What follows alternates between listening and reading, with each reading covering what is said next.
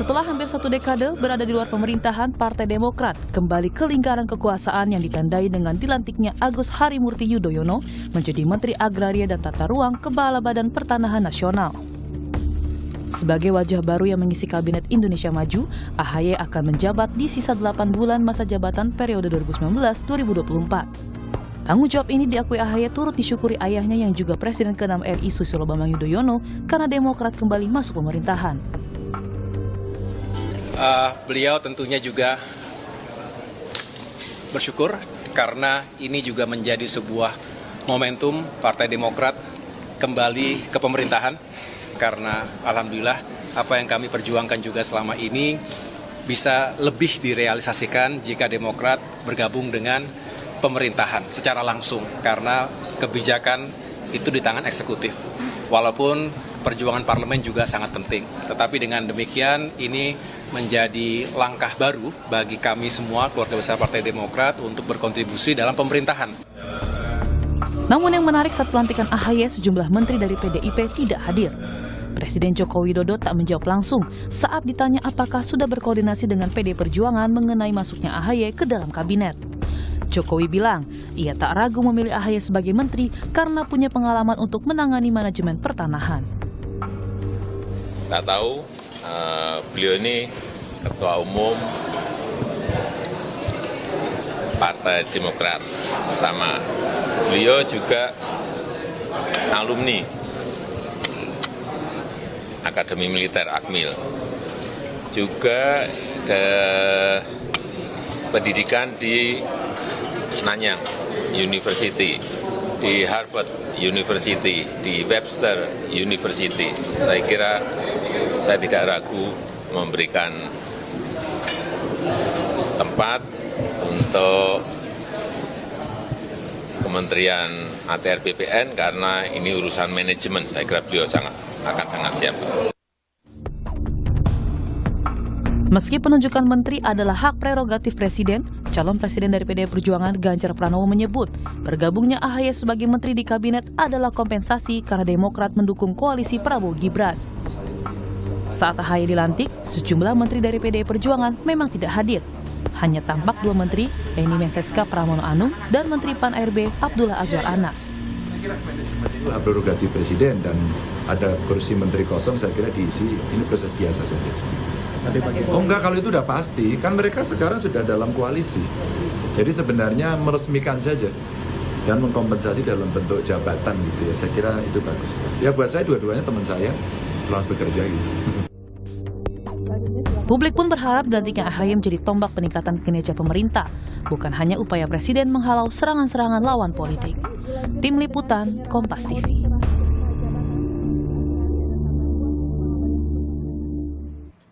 Saudara, pelantikan Agus Harimurti Yudhoyono atau AHY sebagai Menteri ATR BPN di bawah kepemimpinan Presiden Jokowi apakah sebagai tanda soft landing di akhir masa pemerintahannya? Absennya sejumlah menteri dari PDI Perjuangan saat pelantikan AHY pun juga menjadi pertanyaan. Benarkah Jokowi kian renggang dengan PDI Perjuangan khususnya bersama dengan Megawati Soekarno Putri? Kita akan membahasnya dengan sejumlah narasumber yang sudah hadir melalui sambungan Zoom. Sudah ada Ketua DPP PDI Perjuangan Pak Jarod Saiful Hidayat. Assalamualaikum, selamat pagi Pak Jarod. Waalaikumsalam, selamat pagi semuanya. Iya, ada juga Koordinator Juru Bicara Partai Demokrat, Herzaki Mahendra Putra. Assalamualaikum, selamat pagi, Mas Zaki. Ya, waalaikumsalam. Selamat pagi Pak Jarod, Pak Nyarwi. Ya. Iya, dan juga ada pakar komunikasi politik dari Universitas Gadjah Mada atau UGM, Mas Nyarwi Ahmad. Selamat pagi, assalamualaikum, Mas Nyarwi. Selamat pagi, assalamualaikum, Mas Jarod, Mas Zaki. Ya, sehat-sehat ya Bapak-Bapak ya. Apalagi ini Mas Zaki sepertinya sehat sekali ya. Lagi di mana nih Mas Zaki? Ada kegiatan Ini apa? Mendampingi, Apakah sudah mendampingi dari Menteri ATR, Mas AHY? Belum. Kita diminta untuk tetap fokus dulu di dapil mengawal ini penghitungan suara. Gitu, ya. Sudah ada bocoran kah? Kemudian akan gaspol seperti apa Mas AHY ini dengan target-target dari Pak Presiden? Betul, kan ada 3 target ya, kemarin beliau menyampaikan. Pertama kan ada sertifikat tanah elektronik harus didorong agar lebih masif, lalu ada target untuk hak guna usaha yang berkaitan dengan perusahaan yang harus segera diselesaikan. Ya kan, karena ini banyak ingin masuk, lalu ada kaitannya dengan carbon trading juga gitu. Lalu yang ketiga ada target 120 juta bidang namanya PTSL ya, pendaftaran tanah sistematis lengkap nih. Nah ini kan ada target-target yang terukur gitu. Nah Pak Presiden tentu melihat bahwa bagaimanapun dengan pengalaman yang dimiliki meyakini bahwa Mas AHY bisa menjalankan amanah baru ini dengan baik gitu. Karena ini kaitannya dengan urusan manajemen ini gitu, dan leadership ya. Jadi beliau Oke. sampaikan bahwa ini Oke, sangat siap. pertanyaan saya selanjutnya Mas Zaky, apa yang kemudian akhirnya membuat Mas AHY ini masuk begitu setelah kita tahu selama sejak 2014 ini kalau tidak salah begitu ya, Partai Demokrat ini berada di luar pemerintahan.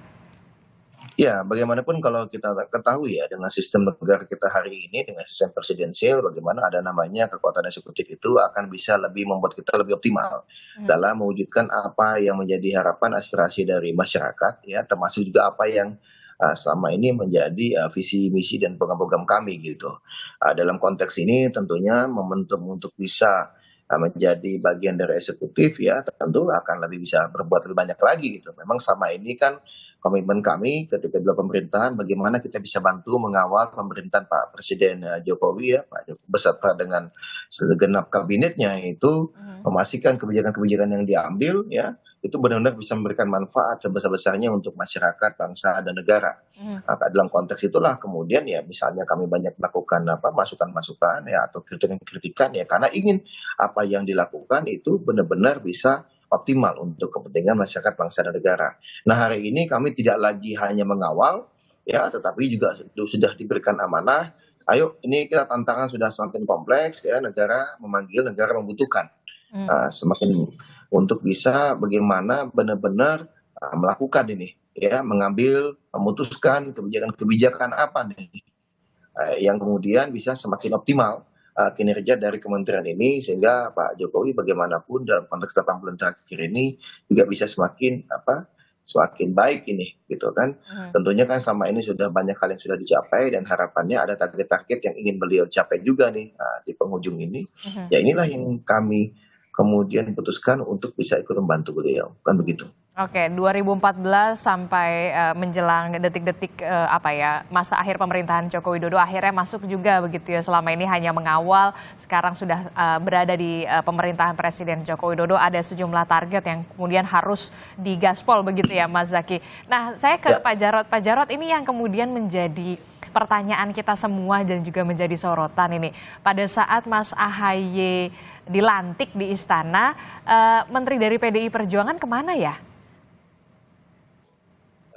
Terima kasih ya Mas Zaky, Pak Nyarwi, teman-teman sekalian.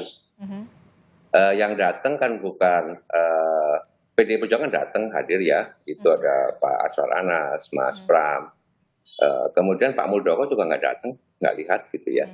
Tapi bukan itu ya persoalannya sebetulnya. Kalau saya sih melihat ya kemarin gitu ya, itu sebagai balas jasa lah dari Pak Jokowi, dari Presiden yang harus kita hormati di dalam sistem presidensial. Dan Presiden mempunyai hak prerogatif tentunya ya untuk bisa mengganti, menarik, membangun kabinetnya. Jadi kita harus hormati itu.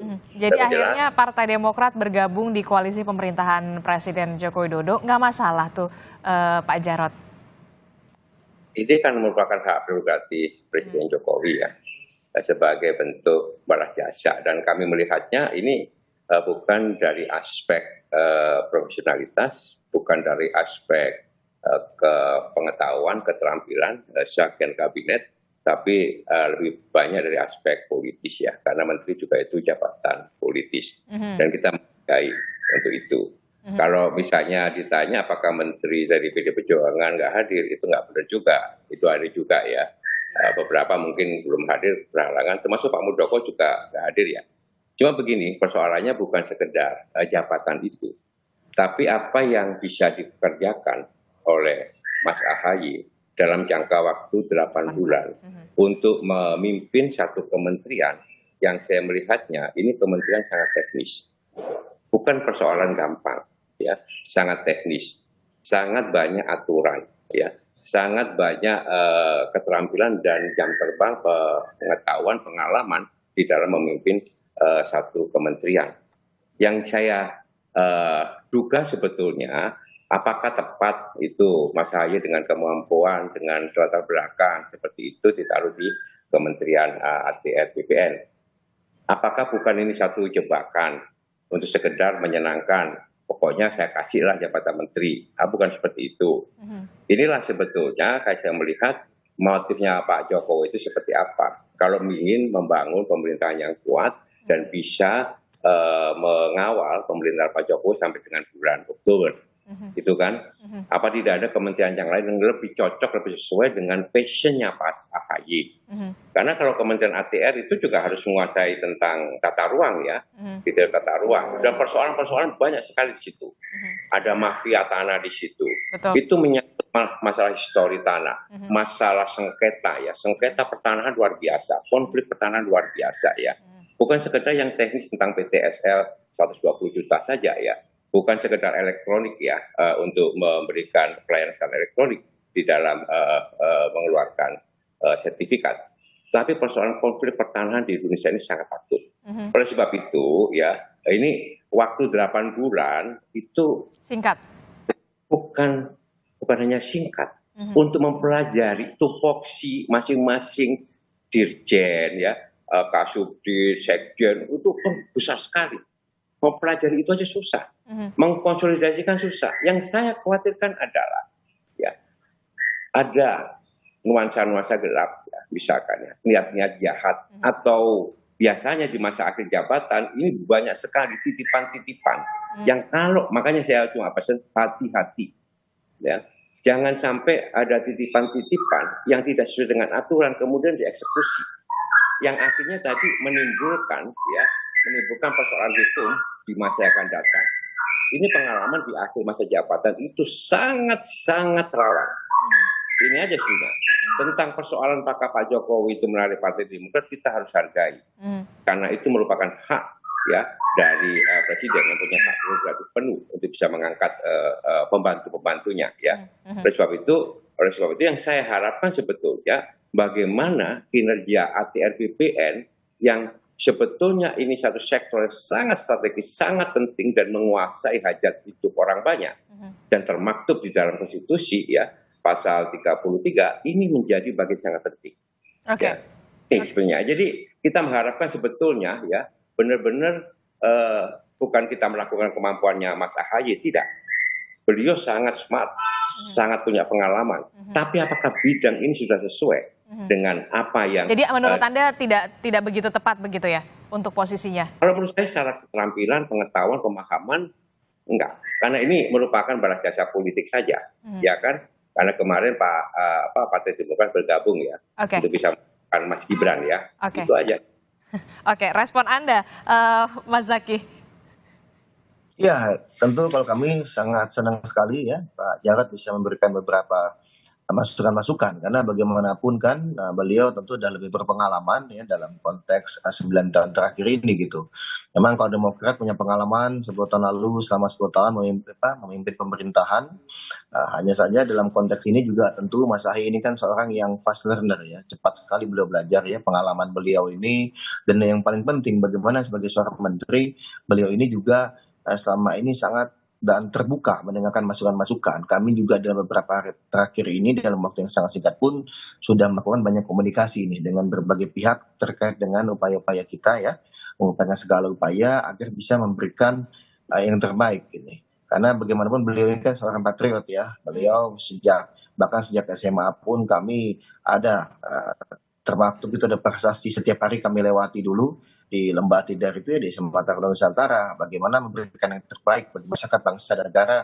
Ini adalah doktrin yang sangat kuat nih sejak SMA. Ketika beliau bergabung di Akmil pun itu menjadi semakin diperkuat lagi gitu. Oke, tapi Mas Zaky, kalau kata Pak Jarod ini kalau Menteri ATR BPN ini jabatan teknis begitu yang seharusnya bisa betul begini. Sebenarnya kalau kita melihat ini kan bicara mengenai gebuk mafia tanah. Nah, ini kan juga disampaikan oleh Mas Ahaye kemarin ketika dalam serah terima kemarin dalam pidato pertamanya sebagai Menteri ATR BPN ini juga disampaikan bahwa yang menjadi target beliau bagaimana kita bisa gebuk mafia tanah, lalu bagaimana kita bisa redistribusi tanah. Karena ini konteksnya keadilan, kemajuan dan kesejahteraan gitu. Dan ujung-ujungnya bisa memberikan kepastian hukum juga, sehingga harapannya kan tentu ada investasi yang bisa semakin jelas kan namanya. Pihak-pihak yang melakukan investasi ini kan butuh kepastian hukum juga gitu, dan bagaimana ujung-ujungnya apa yang dilakukan Menteri ATR BPN ini ya kita bicara keadilan, dan ujung-ujungnya dari keadilan ini juga bagaimana kesejahteraan masyarakat kan begitu yang bisa tercapai ini. Nah inilah yang kita lihat betul, ini kementerian yang teknis, rata-rata kementerian memang sangat teknis, tetapi bahwa bagaimanapun ini kan dilihat kemampuan leadership dan kemampuan manajerialnya gitu, memahami banyak hal perangkat teknis. Ya, beliau juga menyampaikan bahwa para dirjen, para deputi, itu tentu akan jauh lebih memahami gitu. Tetapi justru di sini yang diperlukan ada kepemimpinan, leadership dan juga manajerial. Dan makanya beliau menyampaikan kemarin, ayo kita berjuang bersama-sama, ya kita optimalkan waktu yang ada. Penghujung bukan berarti bersantai-santai. Oke, Tapi singkat sekali justru 8 bulan ini yang kemudian menjadi betul, PR tersendiri bagi Mas Ahaye ya, Sehingga untuk bagi bisa Mas Ahaye membuktikan kita begitu.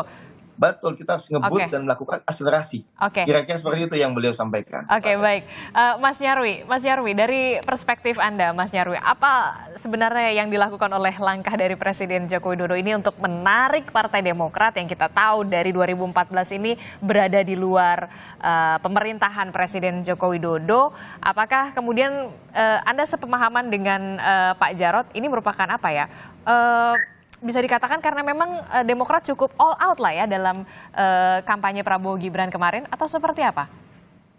Ya, kalau menurut saya yang jelas ya, yang paling mengemuka itu ini politik akomodasi ya yang dilakukan Pak Jokowi, dan ini bukan yang pertama. Kalau kita lacak yang politik akomodasi itu kan ke Pak Prabowo ya, ketika beliau jadi Menteri Menhan, Pak Sandi gitu kan, dan seterusnya. Nah berikutnya juga ke Mas Ahaye. Kenapa saya katakan begitu? Karena beliau-beliau ini kan simbol tokoh partai ya, termasuk Demokrat. Itu kan juga kita tahu, tadi Bung Zaki bilang sudah pernah berpengalaman di pemerintahan 10 tahun, tapi setelah itu kan menjadi blok yang di luar pemerintahan yang kritis. Betul. Saya tidak istilah oposisi, nanti jadi perdebatan ya, sistem pemerintahan presidensial. Tapi intinya itu gitu loh. Dan sangat kritis menyuarakan banyak hal yang dianggap kelemahan-kelemahan itu. Nah, tiga akomodasi. Terus yang kedua gitu ya, apa namanya, yang dilakukan Pak Jokowi juga saya lihat ini kan juga tipe ya mengapresiasi gitu tokoh-tokoh yang dianggap punya potensi yang untuk memperkuat pemerintahannya. Nah pertanyaannya ya, hanya sekedar misalnya apa namanya berdasarkan kompetensi tadi, yaitu kan Pak Jokowi juga menyampaikan ya alasan-alasan, atau bahkan karena ini termasuk teknis dianggap kurang strategis, tadi bahasanya Mas Jarod, ini juga mengandung jebakan-jebakan yang kurang baik atau kurang bagus, kira-kira gitu. Maksudnya jebakan ini seperti apa, Mas Nyarwi, kalau dari perspektif Anda? Begini, dalam artian begini, Mas Ahaye misalnya, saya berpikirnya dalam logika positif ya, Adisti ya. Mas Ahaye ini kan tokoh ketua umum partai. Betul. Ya. Mas Ahaye ini juga dengan potensinya saya lihat kecenderungannya high call ya. Nah artinya apa? Pertanyaan sederhana, apakah Kementerian ATR BPN saat ini ya itu menjadi panggung yang tepat untuk pertama kali gitu karir Pak Ahaye ini, Mas Ahaye di jajaran eksekutif bersama Pak Jokowi. Karena begini, panggung atau arena itu nanti akan menurut saya menjadi peluang sekaligus tantangan bagi politisi gitu untuk menunjukkan gitu performa dirinya ya, memperkuat performa dirinya di mata elit-elit lain maupun di mata pemilih. Nah kan gitu. Nah kekhawatiran Mas Jarod tadi saya kira bisa menjadi pertimbangan ya Mas Zaki. Kira-kira bagaimana kan gitu. Karena ini seperti storyline dari sosok Mas Ahaye sebagai politisi yang jadi andalan. Karena ketua umum posisinya ya. Betul. Saat ini kan gitu. Nah ini yang saya kira gitu nanti akan menjadi tantangan-tantangan ke depan ya Adisti ya. Terus yang berikutnya yang ketiga gitu ya. Ini kan juga saya lihat ya, kalau dikatakan ini baru pertama kali loh Mas Zaki dalam sejarah gitu, pergantian di tengah hasil proses pemilu yang hasilnya belum diterima secara resmi gitu ya. Nah, kan gitu. Nah, pertanyaannya boleh nggak? Ya boleh banget, wong presiden tuh punya hak prerogatif gitu ya. Untuk kebutuhan apapun bisa melakukan keputusan gitu lah ya. Nah, cuma kemudian kan ada konteks ya, konteks yang kemudian membuat multi interpretasi memang ya. Sebenarnya ini positif apa negatif? Ya itu juga pertanyaan gitu loh. Apakah tepat masuknya sekarang? Nah, kenapa? Karena kalau yang kita tahu Mas Ahaye ini sebagai ketum Demokrat ini kan masuk Koalisi Indonesia Maju, yaitu apa, pengusung Pak Prabowo Gibran, kan gitu. Nah, tapi kemudian dalam proses ini kemudian diangkat dalam pemerintahan Pak Jokowi di hasil pemilu kita tahu 2019 sampai sekarang kan kelanjutan pemerintahan kan gitu. Nah, tetapi menurut saya ini juga ada plus minusnya. Bagusnya adalah gitu ya. Salah satunya itu Mas Ahaye ini punya kesempatan untuk ikut dalam gerbong pemerintahan Pak Jokowi di ujung akhir. Sehingga tahu dan paham dilema-dilema plus minus dan lain-lain yang sedang dihadapi gitu. Tapi sekaligus juga kalau nanti misalnya dipercaya di periode pemerintahan karena misalnya dianggap ini seandainya ya, seandainya hasil resminya gitu seperti Realcon maupun Quick Count itu mengindikasikan 02 menang satu putaran misalnya begitu dan diterima misalnya begitu. Nah, itu juga bisa menjadi bagian dari tim yang ikut mengawal proses transisi yang itu transisi itu sifatnya bisa lebih pendek gitu, lebih efektif nantinya merumuskan agenda-agenda mendatang di pemerintahan gitu.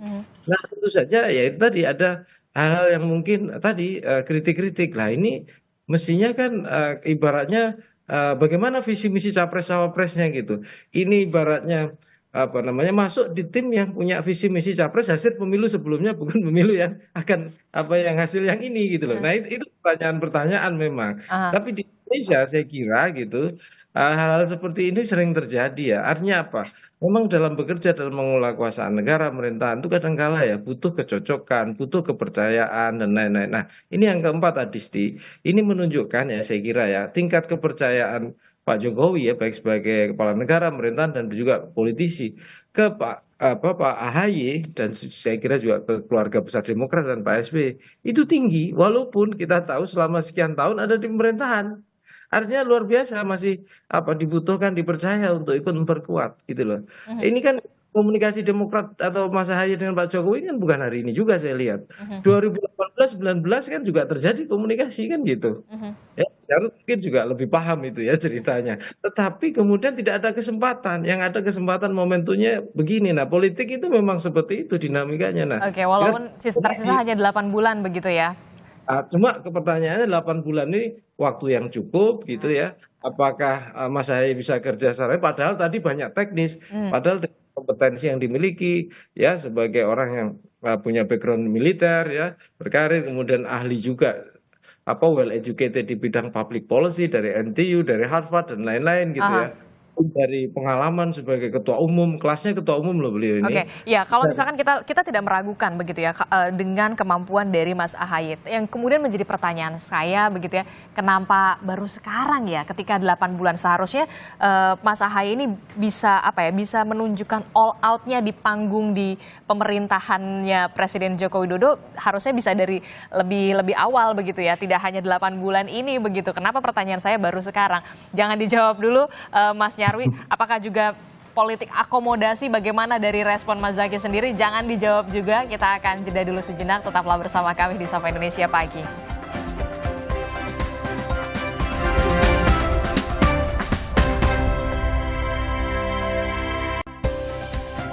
Terima kasih Anda masih bersama kami di Sapa Indonesia Pagi, masih membahas soal pasca kemudian Presiden Joko Widodo ini melantik dari Ketua Umum Partai Demokrat Agus Harimurti Yudhoyono sebagai Menteri ATR BPN. Kalau di halaman Kompas ya, Bapak-Bapak di harian Kompas ini, halaman pertama Presiden Joko Widodo antisipasi risiko politik pasca pemilu. Nah, Mas Nyarwi, ini betul seperti itu? Ya, kalau mengantisipasi saya kira ya itu masuk akal gitu loh. Karena pasca pemilu kan kita lihat ya, itu kan juga banyak dinamika yang masih terjadi ya. Ya misalnya kita lihat ya teman-teman yang baik relawan maupun yang bekerja sebagai tim kampanye di 03 maupun 01 itu kan juga masih menunjukkan ketidakpuasan ya terhadap proses maupun hasil pemilu gitulah kira-kira gitu. Dan ini kan salah satu aktor penting atau aktor kunci ya dalam dinamika politik ini itu ketua umum partai politik. Makanya itu pasca pemilu hari ini gitu ya, maksudnya setelah pemilu kemarin sampai hari ini, itu kan ada dua kejadian yang cukup menonjol ya. Yang pertama Pak Surya Paloh ketemu dengan Pak Jokowi. Nah pertanyaan orang kan kemudian ada apa kan gitu kan? Bahas apa? Kemudian juga di situ kan ada sih perdebatan siapa yang undang siapa gitu atau siapa diundang siapa kan gitu. Walaupun memang dibilang Pak Presiden nggak terlalu penting lah ya siapa yang mengundang dan siapa yang menghadiri begitu. Kira-kira gitu. Nah, peristiwa yang kedua gitu, kemarin juga diceritakan Mas Ahaye, proses diminta atau kemudian bahkan dilantik menjadi menteri itu kan prosesnya sangat cepat ya. Kalau tidak salah hanya 3 hari ya Mas Zaki ya, kurang lebih ya 2-3 hari gitu. Prosesnya itu ada disampaikan juga ya di sambutannya Mas Ahaye ya di situ. Nah artinya apa? Saya kira Pak Jokowi juga sadar betul bahwa berkomunikasi dengan para ketua umum partai dan bahkan kelasnya boleh dibilang kingmaker seperti Pak Surya Paloh itu supaya upaya antisipasi gitu loh. Paling enggak yang pertama gitu, antisipasi apa sih? Yang pertama misalnya begini, kecenderungan misalnya di blok istilahnya ya ketua-ketua umum partai ini kemudian masing-masing ya terjadi istilahnya semacam deadlock ya. Yang paling terburuk kan kalau misalnya hasil pemilu itu tidak diterima oleh 03 maupun 01 ya. Dan paling enggak gitu ketika pelan-pelan politik akomodasi itu berlangsung atau komunikasi terbuka itu yang lain gitu ada kemungkinan istilahnya politik itu kan seperti bejana berhubungan ya. Jadi kalau misalnya sudah mulai kecenderungannya merapat gitu, nah yang lain kemungkinan juga akan terseret atau ini gitu ya. Ikut gitu. Nah, memang ada yang mengatakan selain politik akomodasi gitu Pak Jokowi juga berusaha gitu supaya bandul atau senter kekuasaan itu katakanlah masih ada dalam ruang lingkup yang istilahnya di manage gitu loh oleh istana. Nah, kalau kita lihat ini gitu kan sebenarnya salah satunya itu yang sampai hari ini ya itu kan belum sepenuhnya kita belum tahu karena kita ini kan melihatnya dari luar ya. Proses komunikasi yang terjadi dengan kingmaker yang ada di 03 yaitu Bu Mega. Nah itu Mas Jarod yang lebih paham tentunya ya situasinya kayak apa gitu. Dan juga saya kira juga partai-partai menjadi pendukung koalisi di 01. Tetapi apapun itu ya itu saya kira dinamika politik elektoral yang juga saya kira juga ada hal-hal tertentu, ada prinsip tertentu, ada idealisme tertentu yang saya kira juga masing-masing punya prinsip yang harus diperjuangkan. Tapi sisi lain juga mengingatkan juga bahwa demokrasi kita ini juga perlu kita terus perbaiki bersama-sama gitu loh. Selain pengelolaan negara yang juga harus jalan kira-kira gitu. Oke, Pak Jarod, ini kalau Anda sepemahaman dengan Mas Nyarwi, kalau bisa dikatakan ini menjadi bagian dari politik akomodasi dari Presiden Joko Widodo, calon presiden Anda mengatakan Pak Ganjar ini kompensasi. Anda turut mengamini ini kalau kita lihat kan pilkada beberapa 2018 begitu ya, Demokrat ini memang mendukung atau mengusung dari Mas Ganjar. Begini ya, saya setuju dengan Mas Nyarwi ya. Ini bukan hanya politik akomodatif dari Pak Jokowi. Saya melihatnya ini politik anomali yang sangat pragmatis dan sangat vulgar. Ya, sangat pragmatis, sangat vulgar. Karena apa? Karena proses penghitungan suara baik pilpres maupun pileg itu belum selesai. Dan banyak pihak mengakui bahwa pemilu ini adalah pemilu yang terburuk di dalam sejarah perpolitikan Indonesia. Oleh sebab itu, ya kita selesaikan di sini. Rakyat berhak tahu. Ya. Oleh karena itu, saya sebenarnya sangat mendukung apabila ada hak interpelasi atau hak angket untuk memberikan informasi bahwa telah terjadi kecurangan yang sangat struktur, masif, ya, dan sistematis begitu ya, mulai dari hulu sampai hilirnya. Sejak dengan keputusan MK itu, kemudian keputusan dari pelanggaran etik pada KPU ya, dari DKPP, Kemudian banyak sekali ya serpihan-serpihan percikan-percikan di lapangan yang saya dengar bahwa memang pemilu ini paling buruk. Untuk itu maka ya sebagai balas budi sebetulnya kalau menurut saya secara politik gitu ya bukan persoalan Mas AHY ditarik oleh Pak Jokowi.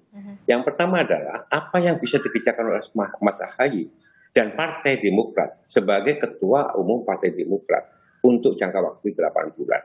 Dan bagaimana Mas AHY dan Partai Demokrat itu bisa nanti akomodatif dan bisa bekerjasama dengan Pak Muldoko yang kita tahu dulu pernah bersekutu sangat hebat. Dan bagaimana dengan track record atau rekam jejak dari bagaimana sikap Partai Demokrat terhadap pemerintahan Pak Jokowi 2019-2024. Ini adalah sejarah yang tidak bisa dihapus ya. Jadi jejak digital, jejak informasi seperti ini rakyat pasti tahu. Ini rakyat menonton loh. Bagaimana demokrasi kita ini betul-betul demokrasi yang di samping akomodatif yang tidak sehat, mohon maaf Mas Arya, ini tidak sehat.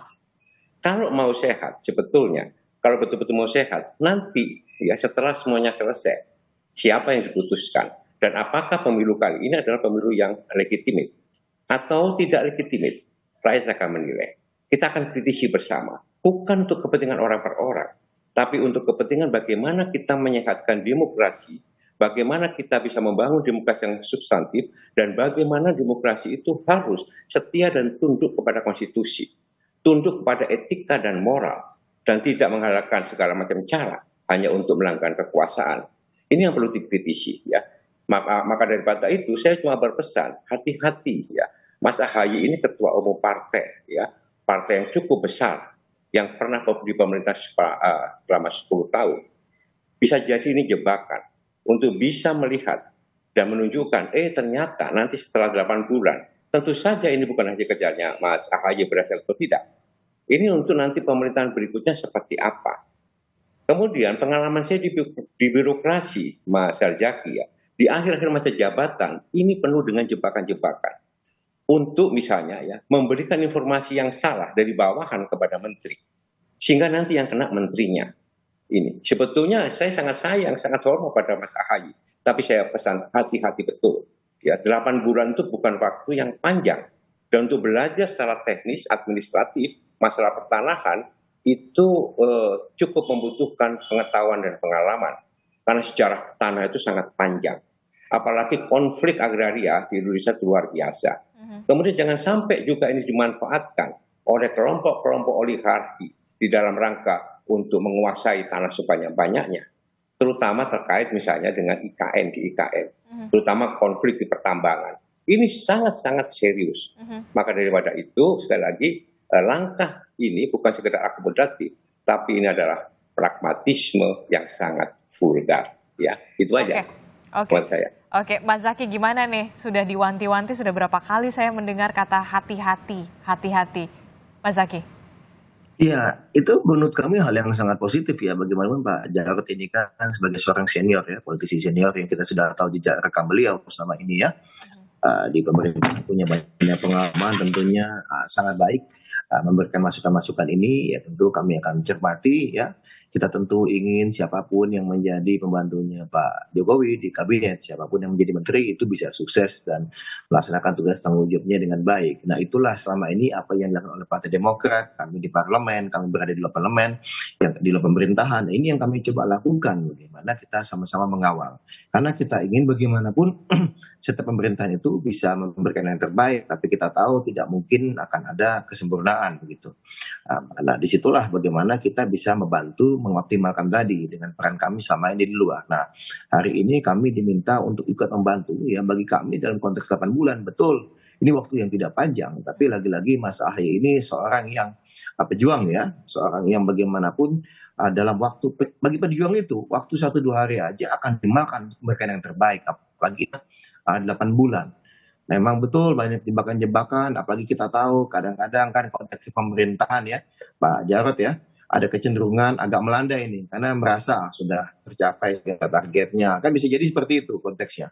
Tapi justru mungkin dengan masuknya Mas AHY sebagai tenaga baru ya, dan momentum bagi Mas AHY dan Demokrat juga yang sama ini sudah katakanlah mencermati betul dari luar, mengkritisi betul dan mendalami betul situasi, ya tentu bekal pengalaman panjang sama di luar ini akan benar-benar bisa langsung digerakkan dengan optimal. Bagaimanapun kan juga Demokrat punya perwakilan yang cukup banyak di parlemen, yang juga masuk di Komisi 2 yang menjadi mitra dari ATR BPN ini. Nah ini kan tentu ada jejak rekam ya dari teman-teman di parlemen ini yang akan bisa membantu melakukan akselerasi. Apalagi kalau bagi kami ini lagi-lagi berbicara tadi yang Mas Zaky. Mas Zaky, maaf audio Anda terputus-putus, sayang sekali Mas Zaky. Oke. Pak Jarod kalau kita Mas Zaky. Halo. Oke, silakan. Tadi sempat terputus, bisa diulangi kembali, singkat saja. Sempat terputus. Ya, jadi bagaimanapun kalau dari kami, apakah suara saya terdengar? Ya, jelas. Ya, oke. Ya, bagaimanapun kalau bagi kami ya, waktu 8 bulan ini justru bagaimana kita bisa mengoptimalkan apa yang ada gitu ya. Apa yang kita miliki saat ini dan harapan kita bagaimana Pak Presiden bisa soft landing.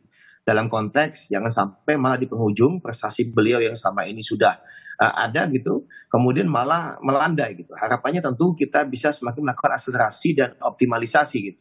Kalau misalnya kita bicara selama ini kita di pemerintahan, betul memang kita di pemerintahan, bukan berarti lalu kita kan konteksnya bukan dalam konteks masalah jabatan ya, tapi bagaimana bisa memberikan yang terbaik ini. Selama ini kami di luar, kami memberikan masukan ya secara kritis. Itu kan dalam konteksnya bagaimana ingin pemerintah ini berjalan dengan baik, bagaimana masyarakat, bangsa dan negara bisa mendapatkan manfaat sebesar-besarnya. Kan begitu konteksnya. Oke, Mas Zaky, tapi kan kita lihat begitu ya, setelah Mas AHY ini dilantik, begitu ada narasi Presiden Jokowi ini mengantisipasi resiko politik pasca pemilu, politik akomodasi, bahkan juga Pak Ganjar mengatakan yaitu kompensasi. Nah, Anda meresponnya seperti apa ini? Ya udahlah, biarin aja lah, biarkan berlalu. Atau ya nanti kita lihat saja kiprahnya seperti apa. Begini, kalau kita setiap perbincangan atau misalnya setiap pendapat orang kita dengarkan, kapan kita mau bekerja, lagi pula itu kan konteksnya analisa-analisa terkait dengan langkahnya Pak Presiden. Ya silakan saja untuk menganalisa langkahnya Pak Presiden, ya kan yang lebih mengetahui Pak Presiden ini maunya apa, kan begitu. Tapi yang pasti ada tugas, ada tanggung jawab besar, ya ada amanah, negara memanggil. Ya saat ini yang menjadi fokus kami, menjadi fokus Mas AHY adalah bagaimana bisa melaksanakan tugas-tugasnya dengan baik dan optimal. Ada target-target tadi kita bicara mengenai redistribusi tanah ya, bagaimana yang terkait dengan masalah keadilan, kita bicara masalah kemajuan dan bicara masalah kesejahteraan ini secara esensinya. Di antaranya tadi ada titipan dari Pak Jarod mengingatkan jangan sampai ini karena ada jebakan oligarki ya Pak Jarod ya, malah titipan pihak-pihak tertentu yang kemudian malah bisa melanggar hukum atau tidak sesuai dengan aturan-aturan. Nah ini kami akan jaga betul Pak Jarod. Kita akan upayakan sebaik mungkin bagaimana agar semua berjalan di koridornya gitu. Dan lagi-lagi komitmen kami untuk rakyat, untuk bangsa dan untuk negara. Gitu. Sama-sama Pak Jarod, mohon masukannya terus. Juga mohon masukannya terus buat Pak Nyarwi dan juga masyarakat Indonesia. Silakan, kami sangat terbuka karena kita ingin yang terbaik bagi masyarakat, bangsa dan negara di 8 bulan terakhir ini. Gitu. Oke, kita tunggu kiprahnya dari Mas AHY di 8 bulan di masa kepemimpinan Presiden Joko Widodo sebagai Menteri ATR BPN. Nah, terakhir Mas Nyarwi. Ya, begini, posisi Pak AHY ya yang menerima jabatan sebagai Menteri ATR BPN ya, Mas Zaky, saya kira ini ini sangat pendek ya, ibarat orang dipaksa bekerja itu berlari. Nah, di situ bukan sekedar Mas Zaky, bukan sekedar beliau nantinya jadi menteri, tapi ketua umum Partai Demokrat ya yang sudah lama ada di luar kekuasaan dan pertama kali, dan sejauh mana bisa memanfaatkan atau mengelola ya tanggung jawabnya itu kemudian menjadi momentum juga ya, bagian dari momentum politik ya Mas AHY di panggung eksekutif. Karena saya Adisti ini juga menjadi saya kira ya kesempatan juga bagi Pak AHY. Pertanyaannya kan tadi yang sampaikan Mas Jarod, apakah Mas AHY ini mampu memanfaatkan, berinteraksi, mengelola relasi yang bagus gitu ada dalam kekuasaan Pak Jokowi sekarang, pemerintahannya, atau sebaliknya gitu, jebakan-jebakan ini makin luar biasa dan tidak bisa dikelola bahkan. Nah, kita berharap tentu ya, ini kan kita sayang ya, Partai Demokrat ini salah satu aset bangsa juga, ya kan. dalam kekuasaan itu kan biasa ya, ada yang di kadang dalam luar. Sudah lama juga di luar kekuasaan. Nah, kita berharap kan ini aset demokrasi juga ya. Nah, kita berharap tentunya gitu peran Pak AHY ini dalam menunjukkan dirinya, kinerjanya dalam pemerintahan Pak Jokowi hari ini itu nanti juga bisa mampu memenuhi paling tidak konstituen Partai Demokrat. Itu belum lagi nanti real kalau dikatakan Bung Zaki tadi, ini kondisinya dibutuhkan untuk kepentingan pemerintahan dan negara bangsa adalah pemimpinan Pak Jokowi sekarang. Terlepas dari kritik-kritik yang masih muncul tadi sampaikan Mas Jarod ya. Nah, itu tentu itu yang saya kira problem yang juga harus dikelola ya secara cermat. Itu kira-kira. Oke, baik, kita akan tunggu begitu ya 8 bulan dari kinerja dari Mas AHY begitu, karena Mas AHY kan hobinya lari kencang begitu ya. Kita juga berharap pastinya di bawah kepemimpinan dari Mas AHY di ATR dan juga PPN ini juga bisa berlari kencang, setidaknya bisa mencapai target dari Presiden Joko Widodo. Terima kasih Mas Zaki dari Partai Demokrat. Terima kasih. Ada juga Pak Jarod dari PDI Perjuangan dan juga Mas Nyarwi. Terima kasih. Sehat-sehat selalu Bapak-bapak. Assalamualaikum, selamat pagi.